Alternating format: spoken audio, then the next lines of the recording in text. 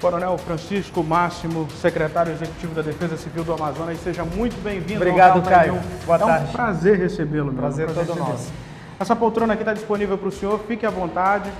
A gente vai bater esse papo para falarmos sobre esses eventos que ocorrem nos nossos rios, nas diversas calhas que banham esse nosso gigantesco Amazonas. Obrigado pela sua presença. Eu que agradeço. É uma oportunidade que nós temos de poder trazer informações, esclarecimento para a população. Sempre uma oportunidade. Obrigado a gente que agradece, pelo espaço. Obrigado mesmo. Você, internauta, a gente vai para a vinheta e volta em instantes.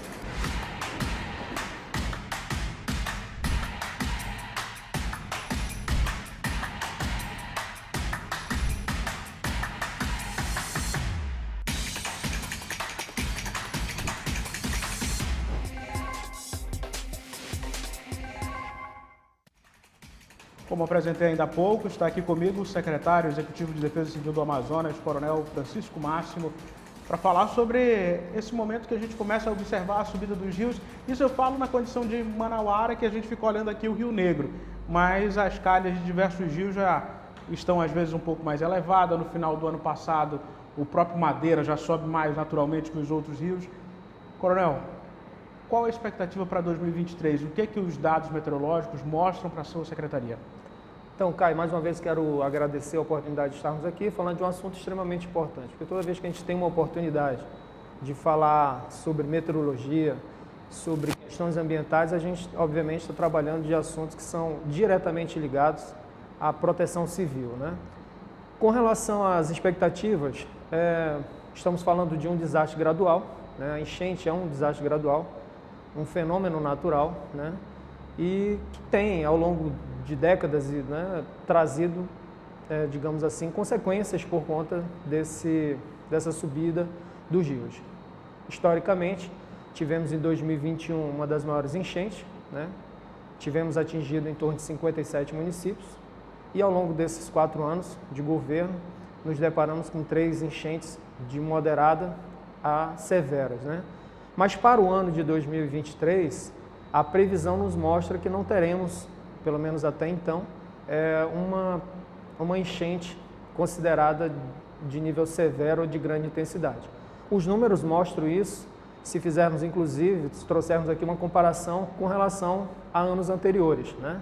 Então, nesse mesmo período, nós já estávamos com mais de 20 municípios em situação de emergência, 30 em situação de alerta, e hoje nós temos 2 municípios apenas, né, em situação de emergência, 28 em situação de alerta e 26 em situação 28 de atenção e 26 em situação de alerta. Ano passado não, ano retrasado, quando o senhor menciona, a gente chegou a um nível no Rio Negro, vou mencionar mais uma vez o Rio Cubanha, que é a capital, de 30 metros e 2 centímetros. E a gente sabe que vocês consideram uma cota de inundação ali por 29 metros. A capital deve enfrentar ao menos essa cota de inundação ou a gente deve ficar nessa média para baixo? Então, a previsão, inclusive, nos 2 últimos alertas do CPRM, aqui quero deixar o nosso agradecimento, porque essas agências, elas são fundamentais para o nosso trabalho. Nosso Centro de Monitoramento e Alerta trabalha com a captação dessas informações e nos 2 últimos alertas eles mostram, inclusive, uma retração. O primeiro, que havia uma probabilidade, sim, superior a 29 metros, no segundo já mostra uma probabilidade abaixo de 29 metros, e eu acredito que a tendência daqui para frente seja que o Rio Negro, né, em específico, não atinja essa cota de inundação. Certo. Como a gente começou a mencionar, a gente tem outros rios que banham aqui o estado do Amazonas, que percorrem o nosso estado. No interior, o senhor mencionou os municípios que estão ali em situação de alerta, municípios já atingidos.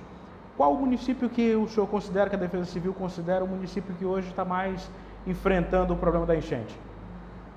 Então, é importante mencionar que a Defesa Civil do Estado, ela realmente tem uma preocupação com todos os municípios que o compõem, né? O desastre da inundação, né, ocasionado pela subida gradual dos rios, ela traz preocupação para todo o Estado. E todos os municípios, de uma certa forma, eles possuem uma certa semelhança, né? Por constituir características muito peculiares. Mas alguns, principalmente os que são mais próximos da área de várzea, acabam tendo impactos mais severos, né? Mas, de um modo geral, há uma semelhança entre todos os municípios e estamos atentos. Nós temos um centro de monitoramento e alerta, né, como eu falei anteriormente, que trabalha 24 horas como um observatório, né, observando, inclusive, mapeando, né, trazendo essas informações para que essas informações nos permitam a tomada de decisão e também a difusão. Então, a gente trabalha dentro de um eixo cíclico de ações que vão da prevenção, à preparação e mitigação, resposta e reconstrução. Então, o centro ele atua muito fortemente nas ações preventivas. Eu já ia perguntar sobre isso. Esse centro, claro, está ali monitorando o que está acontecendo nos outros municípios na capital, mas que ações a Defesa Civil toma no momento em que o prefeito da Defesa Civil Municipal anuncia que é preciso decretar emergência?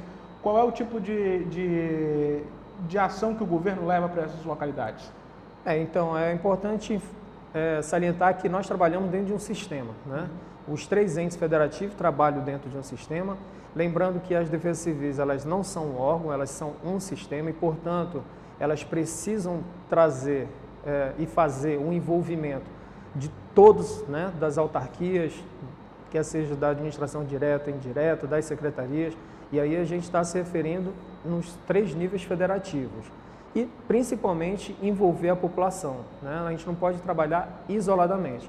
E naquilo que compete ao Estado, nós estamos preventivamente trabalhando muito fortemente na capacitação e na melhoria constante da difusão dessas informações, quer seja para o cidadão, quer seja para as defesas civis municipais, para que elas possam, obviamente, ao obter essas informações, buscar dentro de um processo evolutivo, e eu digo um processo evolutivo porque de fato, nós estamos a cada dia aprendendo e entendendo principalmente a necessidade de buscar nos fortalecer para termos populações mais resilientes e buscarmos, na medida do possível, a redução do risco de desastre. Por quê?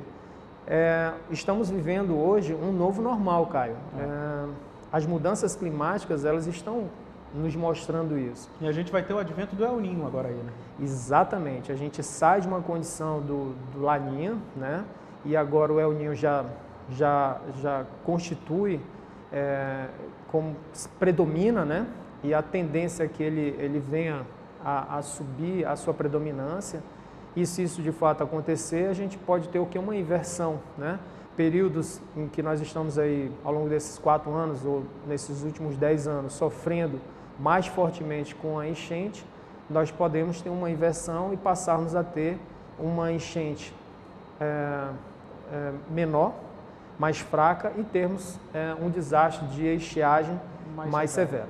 A ONU divulgou semana retrasada um relatório em que dizia: prepare-se para o El Niño, né? Foi a mensagem que a ONU divulgou na última semana. E para explicar, o El Niño é o aquecimento da água do Oceano Pacífico, em especial nessa região onde nós estamos, onde o Brasil está. E isso, a ONU também alerta, secretário, para um derretimento das geleiras. A gente está falando de um outro problema que, em médio e longo prazo, a gente vai começar a sentir, em especial no Brasil. É o que eu estava te falando, as mudanças climáticas, elas estão nos mostrando dia a dia que nós precisamos realmente entender e buscarmos a redução do aquecimento global. A emissão de gases, o efeito estufa, tem contribuído de forma considerável para que esses desastres aconteçam. A gente precisa realmente reduzir ou pelo menos frear esse aquecimento e à medida que esse aquecimento ele vai se agravando, ele vai, obviamente, trazendo consequências muito danosas para a população. Com situações diferenciadas ao longo do mundo, porque nós, até por uma questão geográfica, né, a gente tem impactos diferentes de outros lugares, que tem maremotos, tsunamis, né?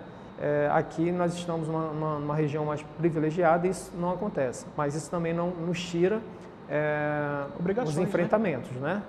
Então nós temos realmente que nos preparar, a população precisa entender isso, o sistema como um todo precisa enxergar, entender e se aprimorar para que a gente realmente consiga reduzir esse risco de desastre e principalmente nos tornarmos resilientes. A gente precisa enxergar, porque a natureza ela busca, né, dentro dessa sua necessidade de se equilibrar, ela acaba trazendo consequências muito severas para todos nós. Então a gente precisa realmente estar atento com relação a isso. E como o senhor falou, tem um tempo que a gente não enfrenta estiagem severa nessa região. Eu acho que as últimas ocorreram ali em 2009, 2010. 2005, 2010. Nesse intervalo de tempo foi o período em que a gente mais viu o Rio Negro aí secar de uma forma impressionante. Exato. E nós estamos bem atentos com relação a essa situação, estamos monitorando, né?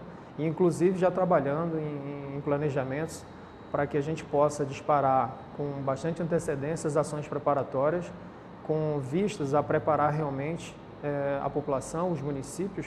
Como eu te falei, não trata-se de uma ação isolada, de um órgão, somos todos nós, né, que temos que participar e entender tudo isso e nos precaver, porque nós não temos como impedir as mudanças climáticas, a menos que haja realmente uma mudança com relação à redução da emissão de gases poluentes que afetam tanto e aquecem o planeta.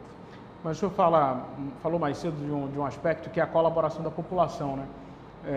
E a gente entende que a Defesa Civil não está ali só naquele momento dentro de uma central observando o que está acontecendo, mas às vezes está totalmente dedicada a períodos como o que a gente também enfrenta. A gente sai de um período mais chuvoso para o menos chuvoso, mas isso não quer dizer que não continue chovendo na Amazônia, e a gente sabe também das inúmeras pessoas que vivem em regiões que geram preocupação.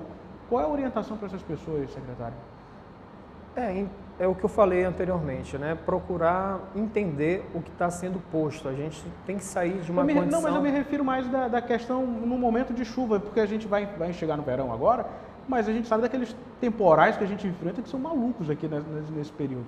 E quem mora nessa região é um risco.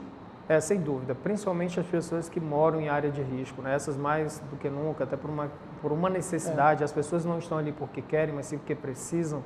Então, essas mais do que nunca têm que estar muito atentas aos nossos alertas, e aí eu faço um chamamento para que as pessoas realmente se cadastrem, né, no 40199 para que possam receber. Qual é o número 40? É o 40199, você manda uma mensagem de SMS e automaticamente você, colocando o seu CEP, você passa a receber informações também através desse recurso de alertas da Defesa Civil. Temos também outras maneiras de receber esses alertas através do WhatsApp.